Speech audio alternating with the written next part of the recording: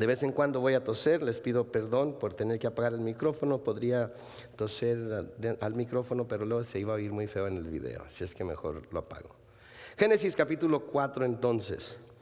Génesis capítulo 4, comenzamos una nueva etapa del libro de Génesis. Vimos que Adán y Eva tuvieron a sus dos primeros hijos.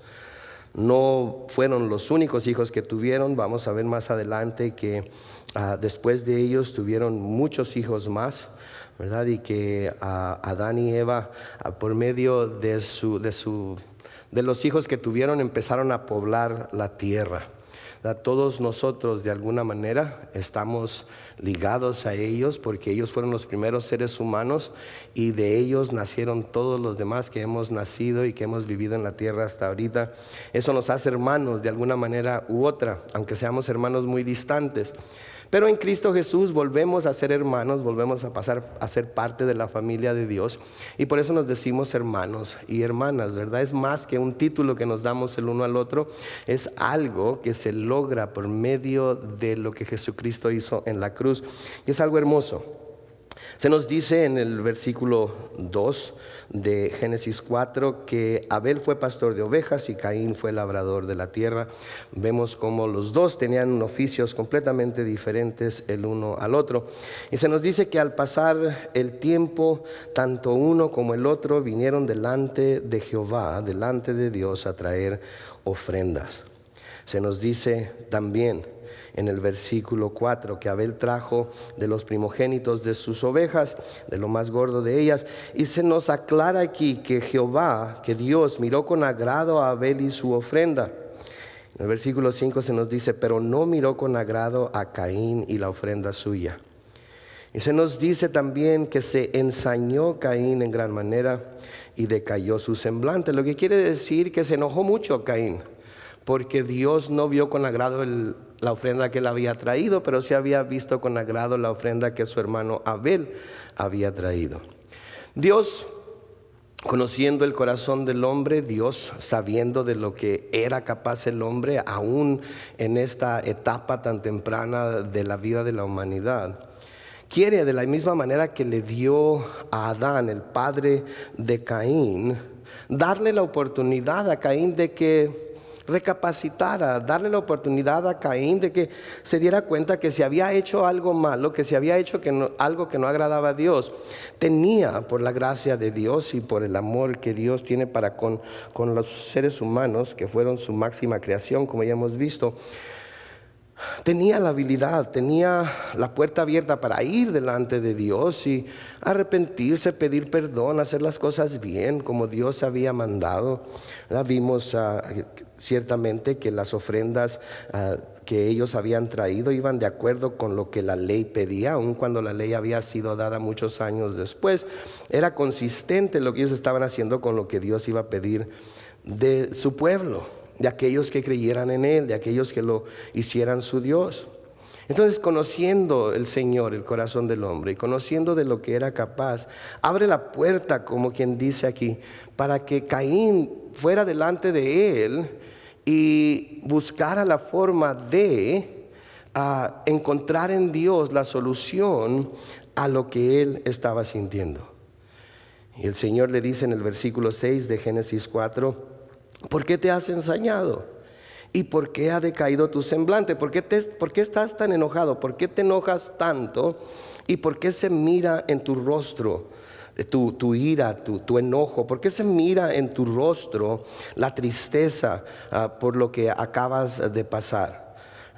Nuestro rostro es algo que puede delatarnos muchas veces, ¿verdad? Hay quienes tenemos rostros muy expresivos y en cuanto hay una gotita de coraje, una gotita de tristeza, se nos nota en el rostro, no lo podemos esconder. Yo sé cuando mis hijos están tristes o alegres, su rostro me lo dice. A veces llega mi hijo a mi oficina después de salir de la escuela y llega con un rostro así medio como que quiere decirme algo, pero como que al mismo tiempo no quiere, y le digo, ¿qué pasó hoy? Nada. Pero su rostro lo delata, es imposible que no lo delate, ese es el tipo de rostro que tiene él. Y le sigo insistiendo hasta que finalmente me dice lo que sucedió. Ya fuera que lo regañaron o ya fuera que tuvo algún problema con un amigo o algo, siempre logro descubrir lo que tiene. Nuestro rostro a veces nos delata, ¿sí? Y tenemos que estar muy conscientes de ello. Porque recuerden, como cristianos, el gozo del Señor es nuestra fuerza. ¿Sí? Amén. El gozo del Señor es nuestra fuerza y debemos de siempre estar gozosos en el Señor. Y pudiera ser que tuviéramos problemas, pudiera ser que anduviéramos enfermos, pudiera ser que hemos tenido algún desacuerdo con alguien. Pero acuérdense, el gozo del Señor está en nuestro corazón y no debemos de permitir que esas cosas que vienen a nuestra vida nos roben ese gozo. Eso es lo que Satanás quisiera hacer, robarnos el gozo que hay en nuestro corazón, que Dios ha puesto ahí al sabernos hijos de Dios. Pero tenemos que tener mucho cuidado, porque nuestra naturaleza es el automáticamente entristecernos. Y cuando nos entristecemos, a veces podemos caer en una tristeza tan profunda, en una depresión tan grande, que terminamos convenciéndonos de que nuestra vida no vale la pena. Terminamos convenciéndonos de que nuestros problemas son mucho mayores de lo que en realidad son. Y terminamos cayendo en situaciones en las que no queremos caer porque lo único que pensamos es en lo malo que pasó. Y creo que eso es lo que le está pasando a Caín aquí. Fue él con su ofrenda, fue Abel con su ofrenda. El Señor de alguna manera les mostró tanto al uno como al otro lo que Él había visto en cada uno de ellos. Y cuando Caín se da cuenta de lo que sucede, inmediatamente su rostro se pone de esos rostros mal encachados que dice mi mamá, ¿verdad? Así enojados, ¿verdad? Siendo pucheros quizás, ¿verdad? Como los niños. Y el Señor le advierte, el Señor le dice claramente, mire el versículo 7, si bien hicieres, no serás enaltecido, y si no hicieres bien, el pecado está a la puerta. Con todo esto a ti será su deseo, y tú te enseñorearás de él. Noten lo que le está diciendo aquí. Si haces lo correcto, ¿acaso no serás reconocido?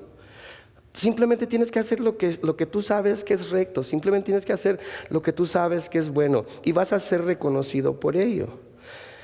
Pero si decides que no vas a hacer lo correcto, entonces quiero que sepas que la oportunidad para caer en el pecado se te va a presentar. Sin embargo, tú puedes decirle que no. Eso es lo que el Señor le está diciendo aquí. Le está recordando, mira, simplemente haz lo correcto y vas a ser reconocido por ello. Nadie te lo va a poder negar, nadie va a poder decir lo contrario, porque va a ser evidente delante de todos que eso es lo que querías hacer. Simplemente te equivocaste, a lo mejor no entendiste bien. Hubo alguna razón por la cual en tu primer intento no funcionó, pero ahora que sabes, ahora haz lo correcto. Yo creo que si Caín hubiera ido con Abel y le hubiera dicho, véndeme uno de tus corderitos, véndeme una de tus cabras para ir a presentarla delante de Dios como ofrenda, yo creo que ahí se hubiera acabado el problema. ¿Sí? Pero no se acabó el problema ahí. Aun cuando Dios le advirtió, aun cuando Dios le dijo lo que estaba por pasar, aun cuando Dios le reveló en realidad su corazón, no hace lo que Dios le dice. Y nosotros debemos de saber como cristianos que tenemos la habilidad para dominar el pecado. El pecado no tiene por qué dominarnos a nosotros ya. Sí, el Señor Jesucristo ha derrotado a Satanás, el Señor Jesucristo ha derrotado al pecado y el Señor Jesucristo nos ha liberado de las garras del pecado. Entonces no tenemos que ser cautivos a Él, porque si nosotros mismos nos entregamos al pecado, nos rendimos delante del pecado cuando se nos presenta la oportunidad de caer, ¿verdad? Entonces nos estamos preparando para caer mucho más profundamente en el pecado de lo que el pecado puede hacer. Miren lo que dice Pablo en Romanos capítulo 6, los versículos 16 al 18. ¿No sabéis que si os sometéis a alguien como esclavos para obedecerle, sois esclavos de aquel a quien obedecéis, sea del pecado para muerte o sea de la obediencia para justicia? Quedémonos ahí un momento. ¿Qué está diciendo aquí Pablo? Noten, ¿no saben ustedes que si se someten, si deciden someterse a algo o a alguien para hacer lo que eso o esa persona les dice y le obedecen, se están haciendo esclavos de eso o de esa persona? Sí, ya sea del pecado para la muerte o de la obediencia para justicia. Entonces, cuando caemos en el pecado, cuando nos sometemos al pecado, cuando le decimos que sí al pecado, por pequeño que éste sea, Al someternos a Él nos estamos haciendo esclavos de ese pecado. Y al principio no se siente como que estamos siendo esclavos.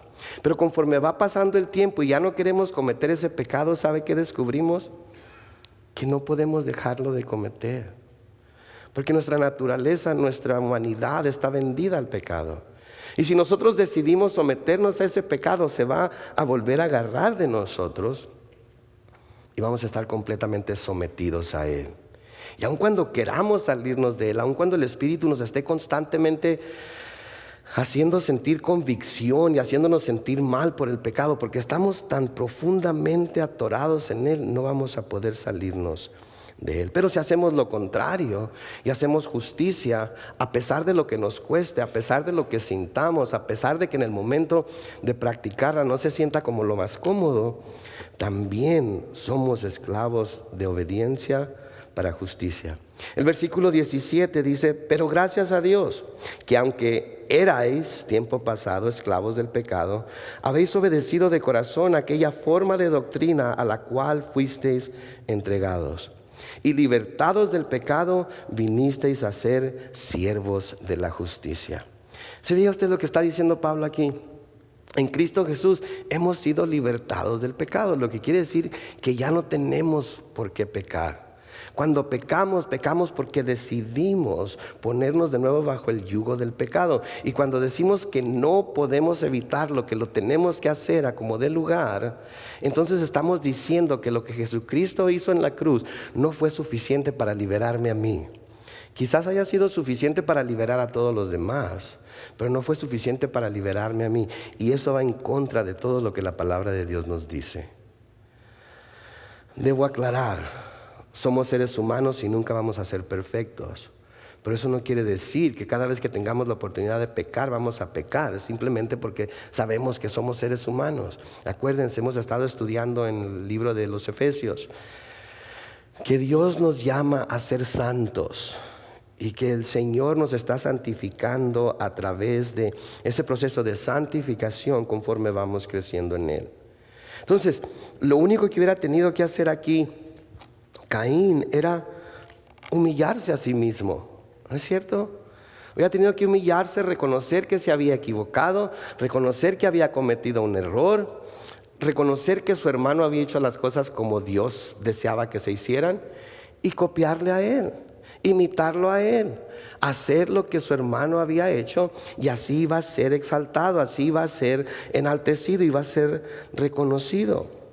¿Sí? Y si él se humillaba primeramente delante de Dios y luego delante de su hermano al ir a pedirle que le ayudara, Dios se iba a encargar de lo demás. Porque la palabra de Dios nos dice que si nos humillamos bajo la mano poderosa de Dios, ¿qué va a suceder? Él nos va a exaltar. Pero lo que pasa es que somos muy orgullosos. Caín fue muy orgulloso. ¿Cómo iba a admitir que su hermano había hecho lo correcto y él no? Para él lo que él había hecho era igual de válido, era igual de bueno que lo que su hermano había hecho. Sin embargo, Dios le está diciendo que no. Pero no se quiere someter a Dios. Y mucho menos reconocer delante de su hermano que él había hecho lo correcto y Caín no. En Proverbios 29 y el versículo 23 se nos dice: la soberbia del hombre le abate, pero al humilde de espíritu sustenta la honra. La soberbia del hombre le abate, pero al humilde de espíritu sustenta la honra. Cuando nosotros nos llenamos de soberbia, cuando nosotros nos llenamos de orgullo y no queremos reconocer delante de nadie que estamos equivocados, porque si yo reconozco que estaba equivocado, entonces quiere decir que me enojé sin razón, o quiere decir que esta persona que es menos que yo, que es menos espiritual que yo, que tiene menos tiempo en el Señor que yo, estaba en lo correcto y yo estaba equivocado. Eso nos abate, nos hace caer, nos hace que caigamos en una espiral hacia abajo del cual es difícil salirse si no nos damos cuenta. Pero cuando nos humillamos, lo único que puede pasar después de humillarnos delante de la persona a la cual le hicimos daño, a la cual cometimos alguna falta con él o ella, o que nos reprendió por algo que hicimos y estaba en lo correcto, cuando nos humillamos, ahí termina todo. Y empieza a crecer la honra de nuevo. Y empieza a crecer la confianza de nuevo. Y empieza a fortalecerse la humildad de nuestro corazón. Y se necesita hacer una vez nada más, porque el humillarse es algo a lo cual podemos acostumbrarnos. Si decidimos que, como nos dice la palabra de Dios, no vamos a creer más de nosotros mismos de lo que debemos, sino que vamos a considerar a todos los demás mejores que nosotros. Y eso es tan difícil para nosotros, ¿no es cierto? Considerar que todos los demás son mejores que yo. Considerar que todos los demás tienen mayor inteligencia que yo, que son más nobles que yo, que son más humildes que yo. Eso es difícil, porque todos conocemos personas que no lo son. Pero no se nos dice que nos consideremos cuando sepamos que la persona es más que nosotros. Se nos dice que los consideremos siempre. Y cuando empecemos a pensar de esa forma, no vamos a tener tantos problemas los unos con los otros como los que tenemos. Porque ante los ojos de Dios, ninguno es más que el otro. Todos tenemos que venir a Dios por medio de Jesucristo. Todos tenemos que venir a Dios humillados. Todos tenemos que venir a Dios y confesar nuestro pecado. Caín no escuchó la advertencia de Dios. Y las consecuencias de lo que hizo, vamos a ver, fueron muy duras. Tenemos que siempre recordar como cristianos que aunque hayamos hecho algo que no agrade a Dios, la solución nunca es llenarse de orgullo y soberbia y encerrarse en los pensamientos de nuestro propio corazón, que a veces puede juzgarnos y que a veces puede condenarnos.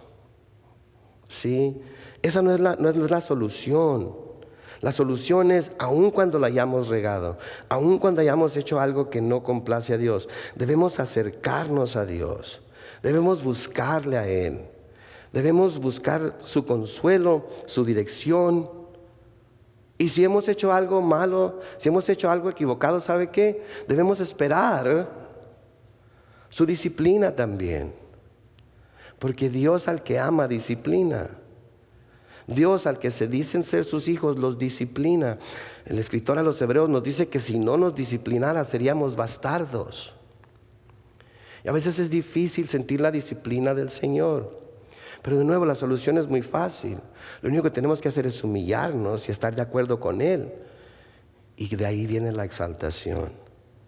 Sí, tenemos entonces que acercarnos a Dios con un corazón contrito y humillado, porque Él no nos va a rechazar. Él no nos va a rechazar. Sí, a veces cuando caemos y pecamos, nosotros nos apartamos de Dios, pero Él no se aparta de nosotros. Él está listo para recibirnos. David escribió en el Salmo 51 y el versículo 17: los sacrificios de Dios son el espíritu quebrantado. Al corazón contrito y humillado no despreciarás tú, oh Dios. ¿Sí, usted? Cuando llegamos a Dios y llegamos tratando de justificarnos, Señor, yo sé que pequé, pero es que pequé porque me hicieron pecar. Ellos saben cuáles botones empujar para que yo me enoje, y cada vez que tienen la oportunidad los empujan, porque saben que con lo que hacen me van a hacer que me enoje, que me llene de ira, y saben cómo voy a responder. Entonces ellos me hicieron pecar. ¿Usted cree que Dios nos va a recibir de esa manera?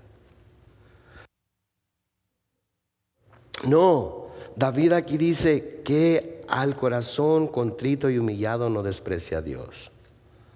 Y tenemos que tener eso en nuestra mente siempre. Que aunque la hayamos regado, sí, estamos verdaderamente contritos por ello. Si en realidad estamos sintiendo convicción por ello, lo único que tenemos que hacer es acercarnos a Él, humillarnos delante de Él, y Él nos exaltará. Y saben que si hubiera quien aquí esta noche se ha apartado de Dios, no está teniendo esa comunión cercana con Dios, porque hizo algo que sabe que no agradó a Dios, porque hizo algo que sabe que va en contra de la palabra de Dios. ¿Sabe qué? Antes de salir de este lugar, simplemente humíllese delante de Él. Clame a Él, pida perdón. Dígale que en realidad se siente contristado por lo que hizo, que está de acuerdo con Él, que lo que hizo fue pecado y no fue porque nadie lo haya obligado a hacerlo, lo haya sonsacado a hacerlo o haya hecho algo para que usted pecara, sino que simplemente es un área de su vida con la que todavía está teniendo problemas, y pídale que le ayude por medio de ese espíritu. Mire lo que sucede por no hacerle caso a Dios. En el versículo 8, y dijo Caín a su hermano Abel: salgamos al campo. Y aconteció que estando ellos en el campo, Caín se levantó contra su hermano Abel y lo mató. Noten lo que sucede aquí. ¿Sí? Caín, con premeditación, alevosía y ventaja, asesina a su hermano Abel. ¿Le había hecho algo a Abel a él? Absolutamente nada. Lo único que había hecho Abel fue hacer lo correcto delante de Dios. Y eso hizo enojar tanto a Caín, que lo llevó a cometer el primer asesinato del cual leemos en la Biblia. ¿Y a quién? A su hermano. ¿Saben qué? Este es el resultado de dejarse llevar por los celos, el egoísmo, la soberbia, el orgullo, la ira. Y quizás usted diga: yo nunca sería capaz de hacer algo como eso. La palabra de Dios nos dice que no hay tentación que no le sea común a todo hombre. Cuando hablo de hombre, hablo del género humano. Todos, bajo las circunstancias correctas, en el lugar correcto, siendo movidos por algunas de estas emociones, podemos llegar a hacer lo que Caín hizo. Y cuando decimos: eso yo jamás lo haría, lo que estamos haciendo es preparándonos para caer. Porque todos somos débiles, todos somos orgullosos, todos podemos llenarnos de soberbia en cualquier momento, todos somos egoístas. Nos amamos demasiado como para darle la razón a la otra persona. Nos amamos demasiado como para no defendernos, especialmente cuando sabemos que estamos en lo correcto. Todos somos orgullosos. En cualquier momento cualquiera de nosotros puede llenarse de ira. Cualquier momento. Pero el Señor Jesucristo nos advirtió. Ustedes han oído que los antiguos decían: no matarás, pero yo les digo que cualquiera que maldiga a su hermano, que le diga necio, que se enoje con él, cualquiera que haga cualquiera de estas cosas, es digno de juicio. ¿Por qué? Porque Él conoce nuestro corazón. Créame, yo sé lo que le digo. Él conoce nuestro corazón y nos podemos airar tanto contra alguien en nuestra mente con justificación. Pudieron haber cometido el peor de los pecados, pero ¿saben qué? La venganza se la debemos dejar a Dios. Él es el que va a pagar, no nosotros, porque nosotros no somos justos. Caín entonces aquí le dice a su hermano: vamos al campo. Abel no tiene ni idea de lo que va a pasar. Quizás se llevaron unos sándwiches y se sentaron a comer, y note que dice que Caín se levantó contra su hermano Abel y lo mató. Me pregunto yo si quizás le dijo: ahorita vengo, voy por agua, ahorita vengo, voy por leña, ahorita vengo, aquí quédate, cómete una torta, ahí escoge tú la que quieras. Y le llegó por atrás y le dio un garrotazo, una pedrada en la cabeza, qué sé yo. El caso es que lo mató. Y sabe que porque mató a su hermano, porque se enojó de esa manera, perdió.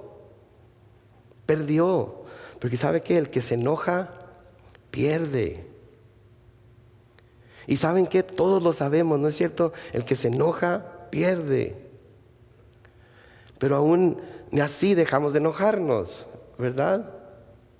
Porque no importa que estemos en lo correcto, si nos enojamos, perdemos. Podemos estar en lo justo y empezamos a gritar y a maldecir y a decir, y nos miramos como locos. Y aun cuando tengamos la razón, la gente que nos ve no dice, no reconoce que tenemos la razón. Al contrario, nos miran como lo peor. Perdemos cuando nos enojamos. Hay muchos ejemplos en la Biblia acerca de esto. El rey Saúl con David, ¿sí? David siempre le quería hacer el bien al rey Saúl. El rey Saúl se enojó con él y quiso matarlo repetidas veces. Pero ¿saben quién es el mejor ejemplo en la Biblia de alguien que se enoja y pierde? Amán. ¿Saben quién es Amán? ¿Han leído alguna vez el libro de Esther? Sí. Amán es un personaje en el libro de Esther que está medio zafado el camarada. Debo de admitirlo que está medio zafado. Pero si han leído el libro de Esther, en el libro de Esther, en los capítulos 1 y 2, vemos cómo la reina Vasti, ¿verdad? Que era la esposa de Asuero, se porta mal con el rey.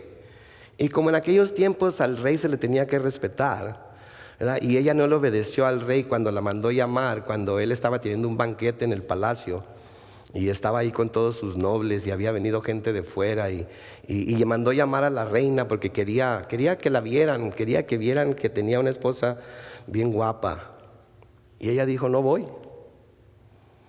No me siento como ir, me levanté con el pelo que no puedo hacer nada con él y no le hace que se hace el rey, yo no voy a salir así. Y todos los mandamases de ahí le dijeron, oye rey, tienes que hacer algo con tu mujer, porque si no la reprendes, las mujeres del reino van a ver que tú no la reprendiste y nuestras mujeres van a querer hacer lo mismo con nosotros, así es que vale más que hagas algo. Y le quita su título de reina. Y empiezan a buscar entre todas las doncellas de su reino una que venga a reemplazar a la reina. Y entre las candidatas que encontraron, una de las candidatas era una joven judía que se llamaba Esther. Y ella termina tomando el lugar de la reina. Abran su Biblia a Esther capítulo 3 rápidamente. Esther capítulo 3. En el capítulo 3 vamos a conocer a este Amán del cual les estoy hablando.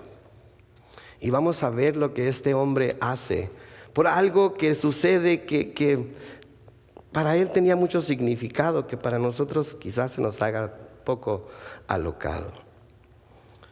Pero Esther es traída al harem del rey, es puesta como reina y está en el palacio. En el capítulo 3, versículo 1 dice, después de estas cosas el rey Asuero engrandeció a Amán, hijo de Amedata, Agageo, y lo honró y puso su silla sobre todos los príncipes que estaban con él. Y todos los siervos del rey que estaban a la puerta del rey se arrodillaban y se inclinaban ante Amán, porque así lo había mandado el rey. Pero Mardoqueo ni se arrodillaba ni se humillaba. Entonces podemos ver que el rey puso a este camarada en una posición muy alta. Sí, y todos los príncipes, todos los que entraban al palacio, cuando estaba ahí Amán sentado en el asiento que el rey le había dado, se postraban ante él, le hacían caravanas. Pero Mardoqueo, que era tío de Esther, no lo hace. Nota el versículo 3. Y los siervos del rey que estaban a la puerta preguntaron a Mardoqueo, ¿por qué traspasas el mandamiento del rey? Aconteció que hablándole cada día de esta manera y no escuchándolos él, lo denunciaron a Amán para ver si Mardoqueo se mantendría firme en su dicho, porque ya él les había declarado que era judío. Los judíos no se postraban delante de nadie, porque la ley les decía que al único o delante del único que se debían postrar era delante de Dios. Él les confesó, yo soy judío, yo no me postro delante de nadie, no me importa quién sea. Y ellos empezaron a decirle, ¿pero por qué? Y lo acusaron con Amán. Nota en el versículo 5. Y vio a Amán que Mardoqueo ni se arrodillaba ni se humillaba delante de él, y se llenó de ira. Pero tuvo en poco poner mano en Mardoqueo solamente, pues ya le habían declarado cuál era el pueblo de Mardoqueo. Y procuró Amán destruir a todos los judíos que había en el reino de Asuero, el pueblo de Mardoqueo. Noten hasta dónde llegó la ira de Amán. Para él no iba a ser suficiente matar a Mardoqueo. Para él no iba a ser suficiente deshacerse de él por lo que él estaba haciendo. Él lo que quería era acabar con todos los judíos. A veces la ira cómo nos lleva a hacer cosas más allá de lo que pensábamos que podíamos hacer, de lo que pensábamos inclusive que debíamos hacer. Nos puede llenar de odio, nos puede llenar de amargura, nos puede llenar de coraje contra alguien, y no solamente le queremos hacer pagar a esa persona, sino que le queremos hacer pagar a la familia de la persona también. Me enojo tanto con mi esposa que voy a castigar a mis suegros y a mis cuñados, y este día de Acción de Gracias no vamos a ir a su casa para que se les quite. ¿Qué cree que van a decir ellos? Más pavo para nosotros. Que se quede allá, ¿verdad? O viceversa, ¿no? Y queremos castigar a toda la familia. Vemos, ¿verdad? Las vendetas o las venganzas. En México todavía se usan mucho, ¿verdad? Que alguien le hace algo a alguien y no se conforman con matar a esa persona, sino que tienen que acabar con toda la familia. Eso es lo que estaba haciendo aquí este hombre Amán. Mardoqueo se da cuenta de lo que Amán estaba tramando y sabiendo que Esther está en el palacio con el rey, le llama y le dice: mira, ¿sabes qué? Tienes que hablar con el rey, tienes que decirle lo que está planeando Amán. Y Esther le dice: pero es que uno no puede ir a hablar con el rey cuando uno quiera. El rey tiene que llamarlo a uno. Y su tío Mardoqueo le dice: ¿sabes qué? Ni creas que, si no haces nada, ni creas que tú te vas a salvar. Porque así como quieren matar a los judíos, tú sabes que tú eres judía y a ti también te va a tocar.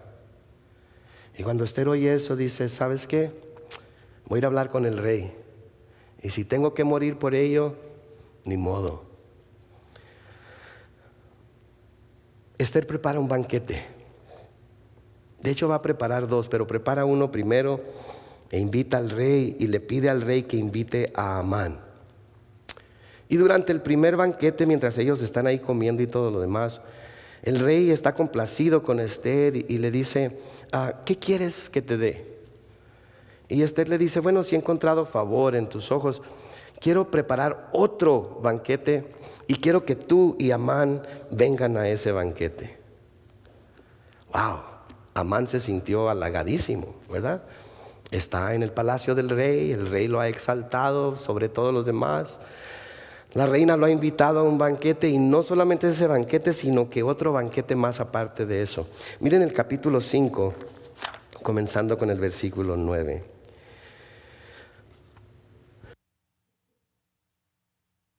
Y salió Amán aquel día contento y alegre de corazón.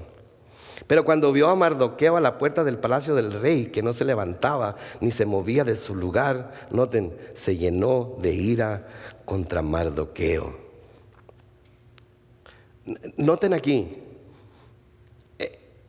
había ido a cenar con la reina y con el rey. Le habían hecho un banquete. Había sido reconocido por ellos. Lo habían invitado a otro banquete. Pero luego ve a Mardoqueo, esa espinita que trae clavada, ¿y qué es lo que pasa inmediatamente? Se llena de ira otra vez.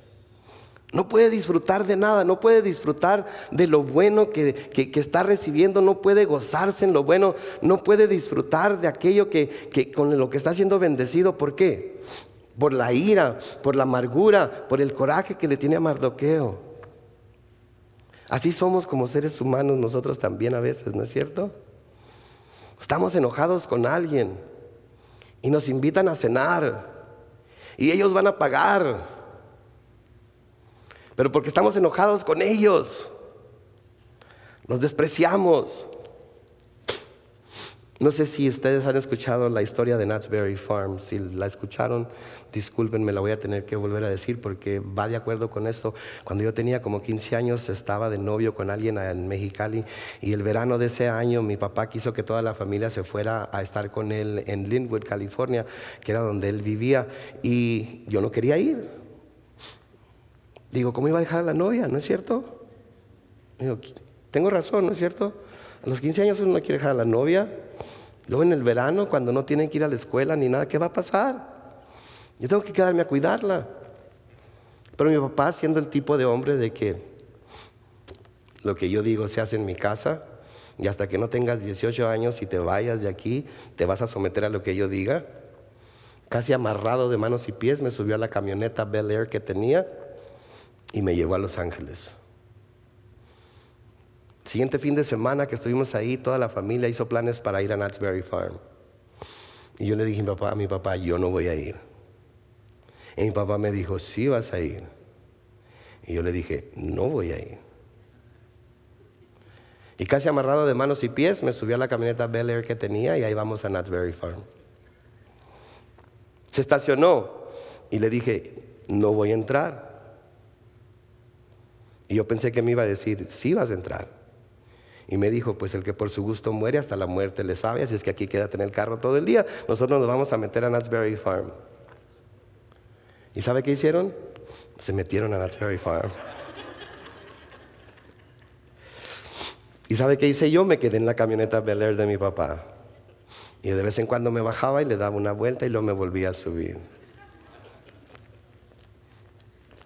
Porque odiaba a mi papá por haberme hecho dejar a la novia en Mexicali cuando yo no quería irme. No podía disfrutar de lo bueno que Dios me estaba tratando de dar por el coraje que tenía contra mi padre. Es lo mismo que le está sucediendo a Amán aquí. Versículo 10 del capítulo 5. Pero se refrenó Amán y vino a su casa y mandó llamar a sus amigos y a Zeres su mujer, y les refirió a Amán la gloria de sus riquezas y la multitud de sus hijos y todas las cosas con las que el rey le había engrandecido y con que le había honrado sobre los príncipes y siervos del rey. Versículo 12, y añadió Amán, también la reina Esther, a ninguno hizo venir con el rey al banquete que ella dispuso, sino a mí. Y también para mañana estoy convidado por ella con el rey. Noten el versículo 13, pero todo esto de nada me sirve cada vez que veo al judío Mardoqueo sentado a la puerta del rey. Véase usted en el espejo, si acaso esto se parece a algo que usted ha hecho, algo que está haciendo, algo que usted cree que con hacerlo va a causarle daño a alguien. Piense, mire por favor a Amán. Todo lo que tiene, todo lo que se le ha dado, todo lo que se le ha reconocido, no puede disfrutarlo porque odia al mendigo de Mardoqueo. Y hasta que no se postre delante de mí, todo esto no significa absolutamente nada. ¿Cuántas personas han descuidado su familia, han descuidado su matrimonio, han descuidado sus relaciones personales, han descuidado un buen trabajo, han descuidado tanto simplemente porque están enojados con alguien de esa manera? Veámonos por favor en el espejo de la palabra de Dios esta noche y no caigamos en el mismo error. Todo esto de nada me sirve, para nada. Cuando veo a ese Mardoqueo sentado a la puerta del rey y más que no se levanta y me hace caravanas, todo esto se me olvida y empiezo a tragar hiel y empieza a saber mal la boca y versículo 14. Y le dijo Zeres su mujer y a todos sus amigos, hagan una horca de 50 codos de altura, que es como 25 metros más o menos, y mañana di al rey que cuelguen a Mardoqueo en ella, y entra alegre con el rey al banquete. Y agradó esto a los ojos de Amán e hizo preparar la horca. ¿Sería la mujercita que tiene Amán? Haz una horca, dile al rey lo que tienes, dile lo que te pasa, háblale con claridad. Y cuélgalo. Brínquese al capítulo 6, comenzando con el versículo 1. Aquella misma noche del banquete, Se le fue el sueño al rey y dijo que le trajesen el libro de las memorias y crónicas y que las leyeran en su presencia. Era la televisión que tenían en aquel tiempo los reyes, ¿verdad? Les leían libros. Y tenían como 4 o 5 personas ahí con diferentes libros y les decían, lee tú. No me gusta esa historia, lee tú. Ese era el control remoto que tenían los reyes. No, esa historia tampoco me gusta, lee tú.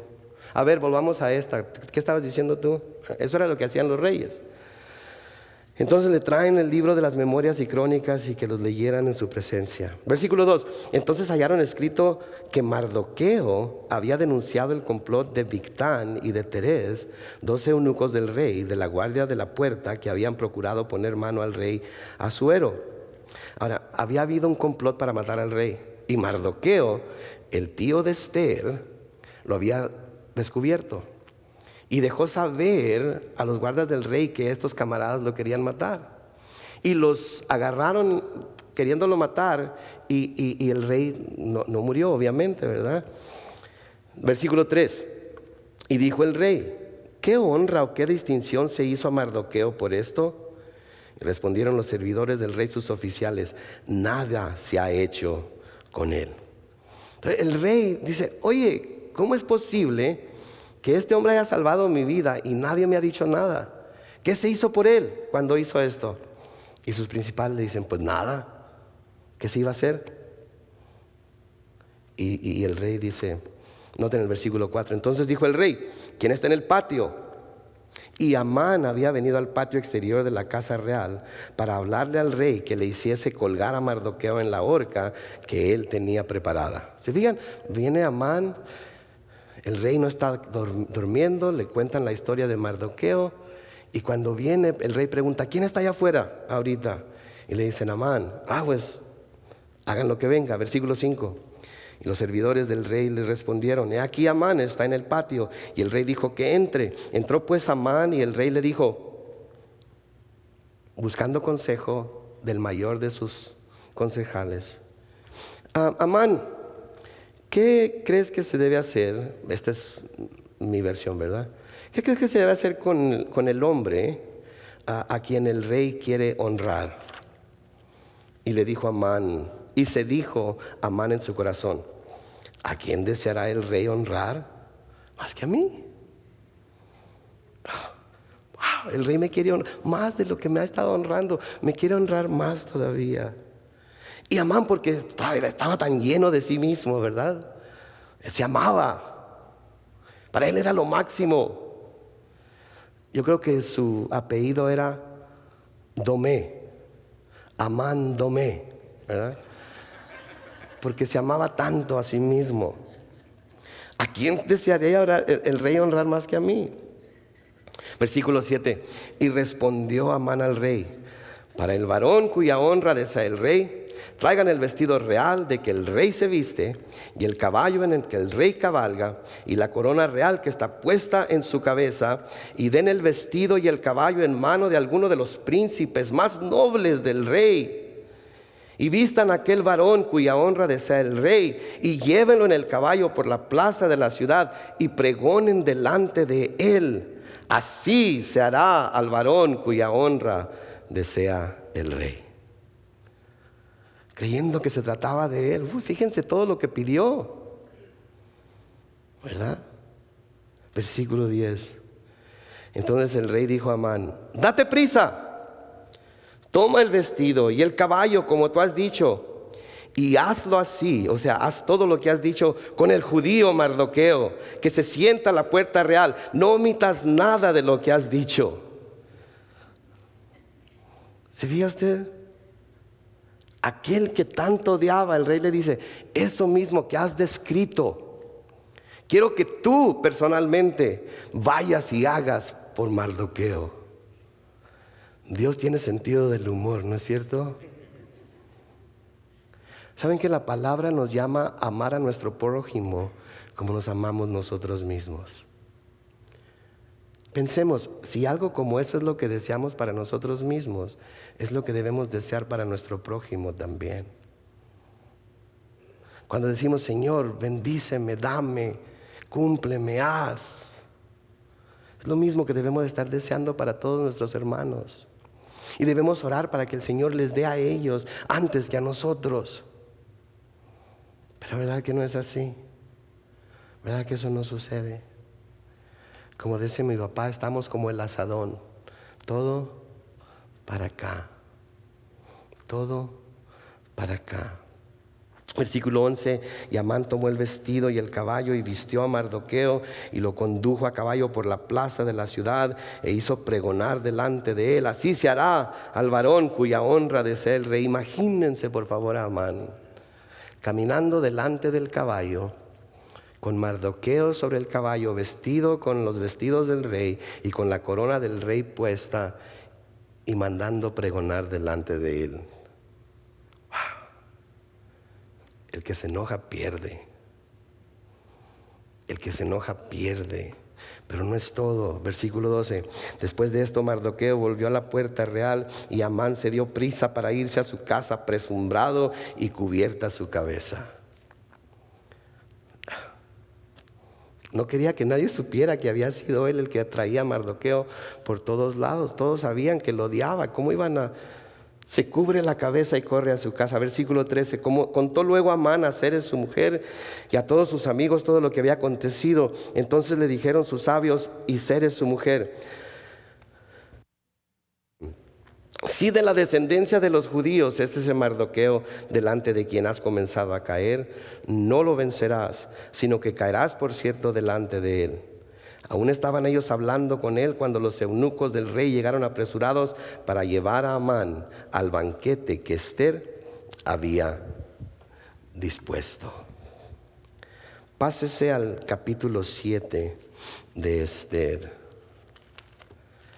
Pásese al capítulo 7 de Ester rápidamente aquí.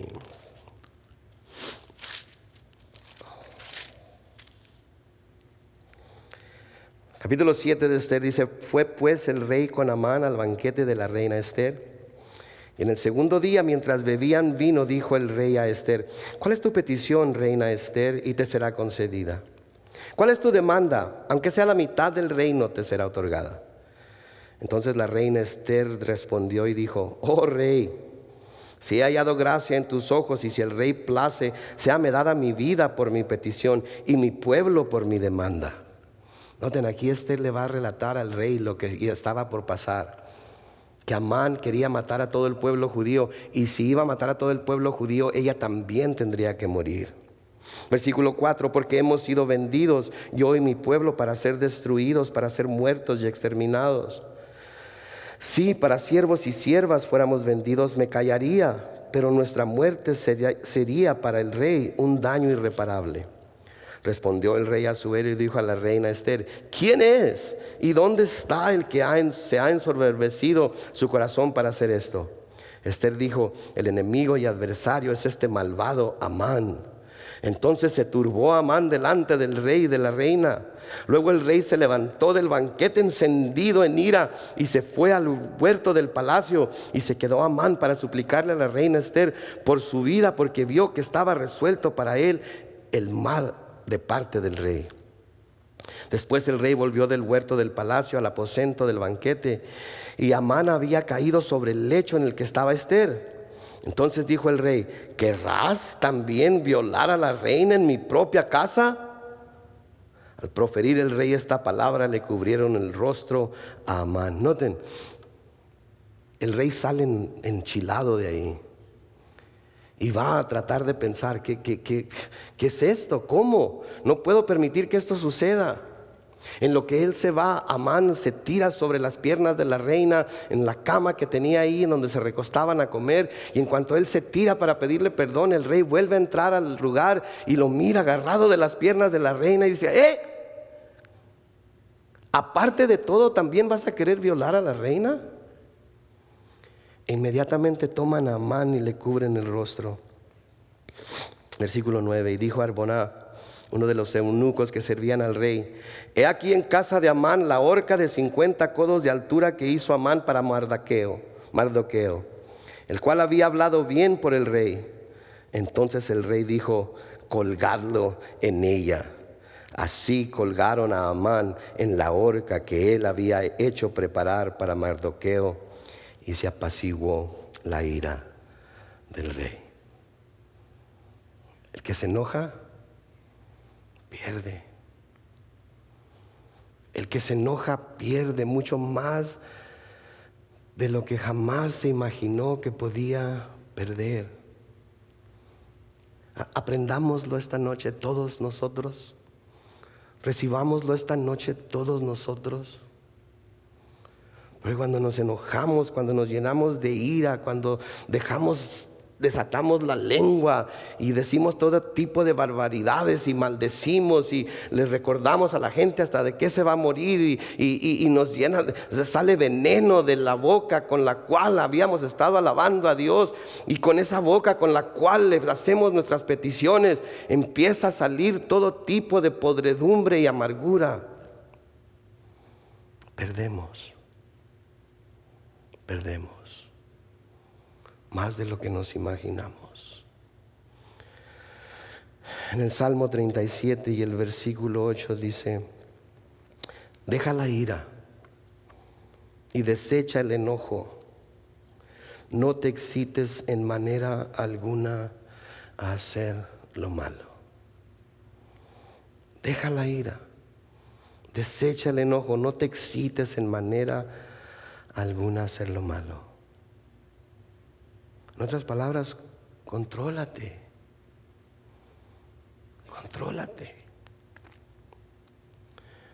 No dejes que la ira te gane. Va a ser contraproducente. Aunque tengas razón, no se te va a reconocer. Porque lo único que va a ver la gente va a ser tu ira y no que tienes razón. Contrólate. En Proverbios 14 y el versículo 17 dice: el que fácilmente se enoja hará locuras, y el hombre perverso será aborrecido. El que se deja llevar por su ira, que no se detiene a pensar, que no se detiene a meditar en lo que pudiera suceder si se deja llevar por esa ira, va a cometer locuras. ¿Cuántos hombres no han golpeado a su esposa por estar airados? Porque les han dicho por la milésima vez que deberían de dejar de tomar. Porque los sorprendieron en adulterio. Porque les piden que sean más responsables. Sin embargo, se llenan de ira y no respetan, no tienen control de sí mismos y hacen tonterías de lo cual se arrepienten. ¿Cuántas mujeres han agarrado a alguno de sus hijos de la patilla, lo han jalado hasta que les duele y los hacen... Y el niño, me duele. Pues a mí también me duelen tus groserías. Y te va a doler más si no cambias.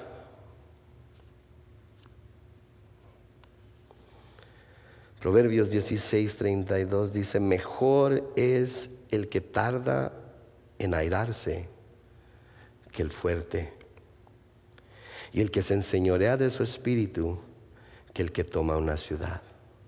Noten, mejor es el que tarda en airarse que el fuerte.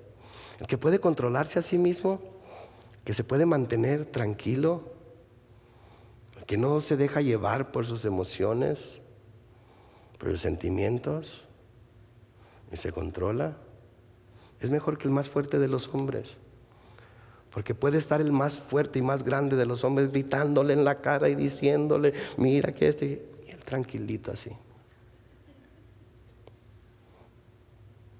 ¿Qué va a hacer el hombre fuerte con el que está así? ¿Se acuerdan de Esteban? Cuando todos lo estaban apedreando y él simplemente volvió sus ojos al cielo y dijo: en tus manos encomiendo mi espíritu. Es lo mejor que podemos hacer. Eclesiastés 7 y el versículo 9. No te apresures en tu espíritu a enojarte, porque el enojo reposa en el seno de los necios. No te apresures en tu espíritu a enojarte, porque el enojo reposa en el seno de los necios. La palabra que se traduce en necio, de hecho la traducción más correcta es bufón. ¿Saben lo que es un bufón, verdad?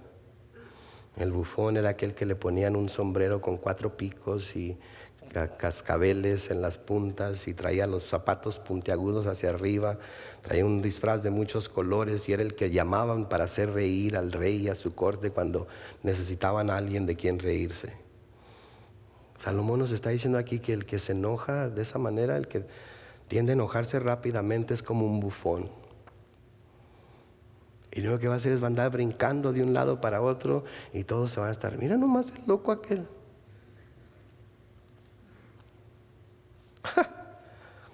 No se dará cuenta de lo que está haciendo.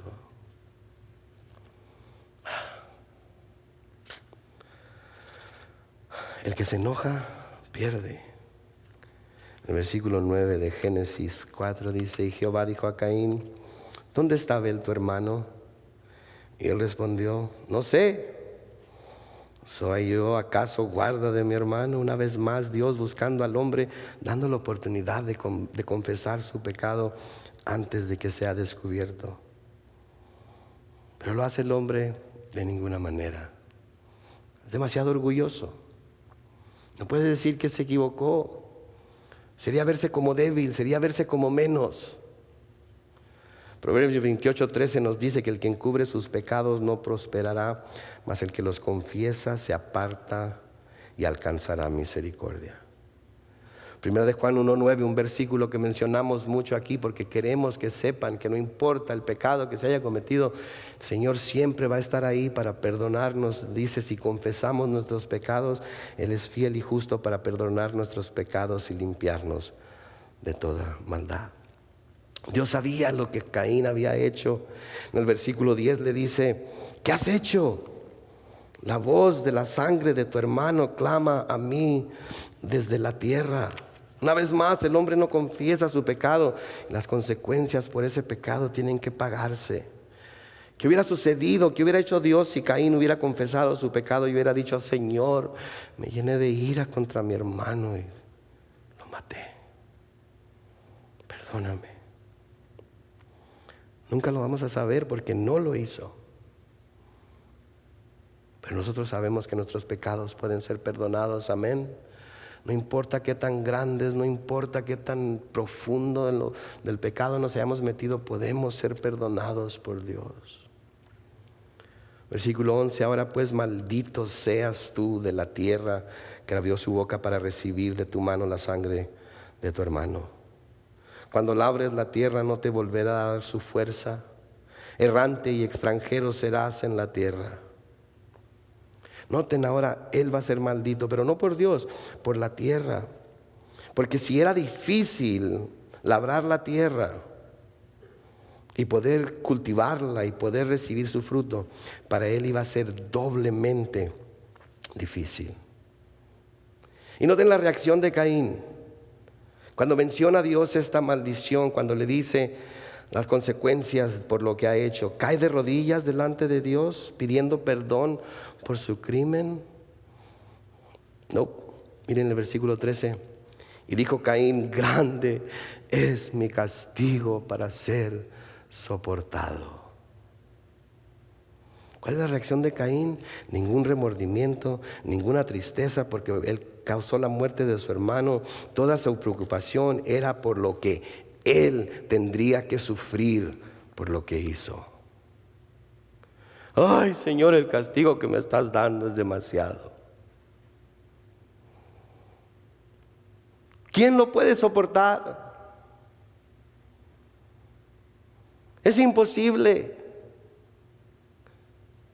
Por favor, Señor, castígame, pero no tanto. Es como el borracho, ¿no?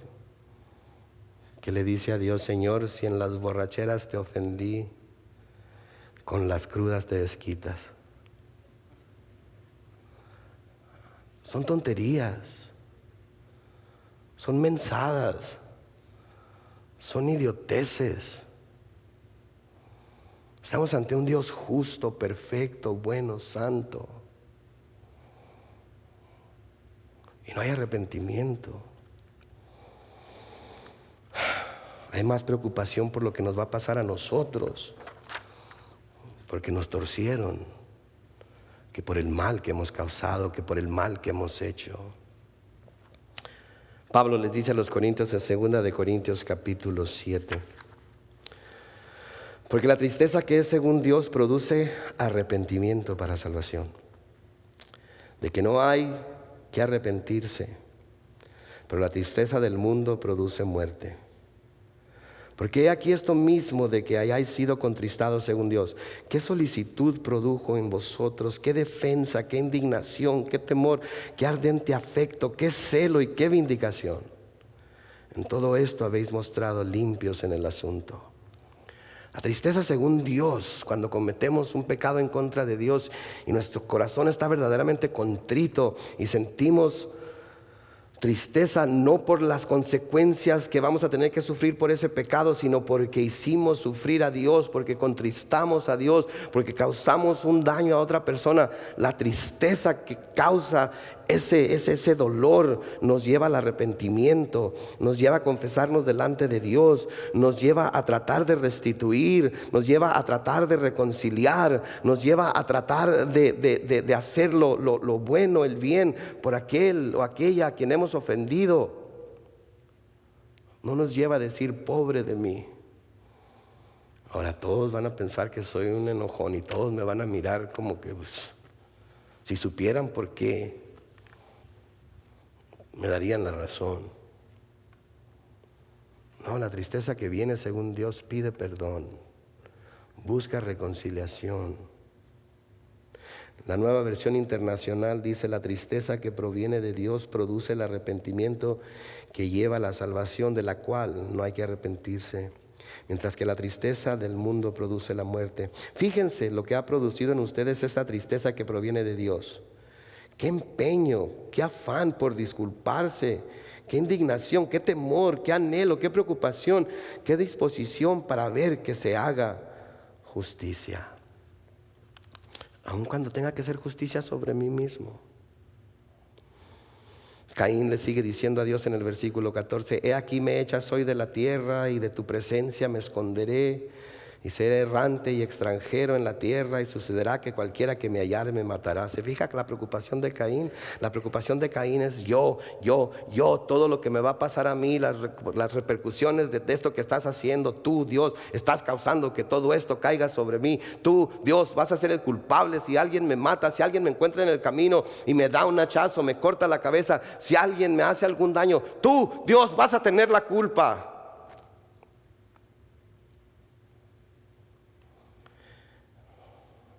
¿Y Caín? ¿Se preocupó él por Caín? ¿Se lamentó él por Caín? Y noten a Dios en el versículo 15. Y le respondió Jehová: ciertamente cualquiera que matare a Caín 7 veces será castigado. Entonces Jehová puso señal en Caín para que no lo matase cualquiera que lo hallara. ¿Se fijan en la misericordia de Dios?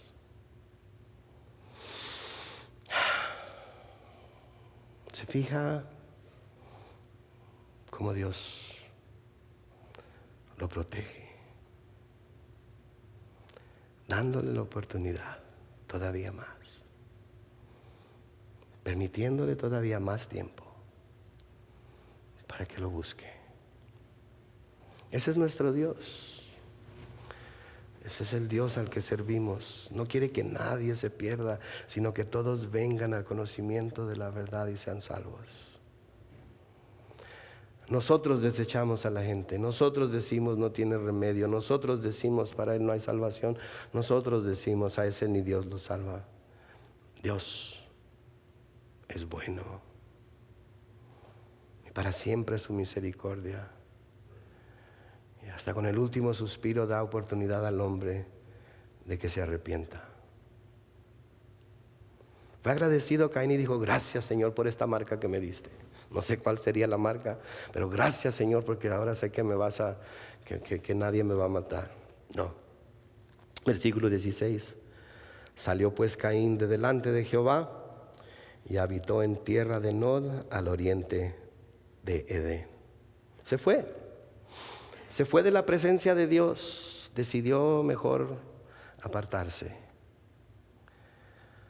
¿Cuántas veces hacemos lo mismo nosotros? Dios nos llama, Dios nos da otra oportunidad, Dios nos dice, mira, ven, lo único que tienes que hacer es arrepentirte, estar de acuerdo conmigo en que lo que hiciste es pecado y aquí estoy para recibirte, y optamos por irnos a la tierra de Nod, al oriente de Edén. Me pregunto yo si quizás Caín podía ver el Edén de donde se encontraba. Y empezó a culpar a sus padres. Si mis padres no hubieran comido la manzana, ahí estuviera yo. Pero es que sí son los Caínes, ¿no es cierto? Todo el mundo tiene la culpa, menos ellos. Aprendamos de Caín, aprendamos de Amán esta noche. No hay excepción. El que se enoja, pierde. El que se enoja, pierde. Oremos. Manuel, ¿puedes pasar, por favor? Padre Celestial, te damos gracias por tu palabra. Te damos gracias, Señor, que es tan clara. Te damos gracias, oh Dios, que nos has dado tu Espíritu para que podamos, Señor, escucharla, entenderla. Y te damos gracias que nos has dado la libertad para nosotros mismos decidir si la vamos a poner por obra en nuestras vidas o no. Te pido, Señor, por cada uno de los que estamos aquí presentes en esta noche, ayúdanos. Si lo que hemos escuchado esta noche, Señor, es algo en lo que nosotros estamos aún teniendo luchas y problemas para dominar, te pedimos que por el poder de tu Espíritu nos des, Señor, la habilidad para dominarlo. Te pedimos, Señor, que si alguno de nosotros hubiera ofendido a nuestro hermano de tal manera que le hayamos llamado necio, aunque no lo hayamos matado, Señor, tú consideras eso como digno de juicio. Te pedimos perdón a ti. Te pedimos que nos ayudes a ir a pedirle perdón a ella o a él en cuanto tengamos la oportunidad. Danos, Señor, ese corazón contrito y humillado al cual tú no desprecias.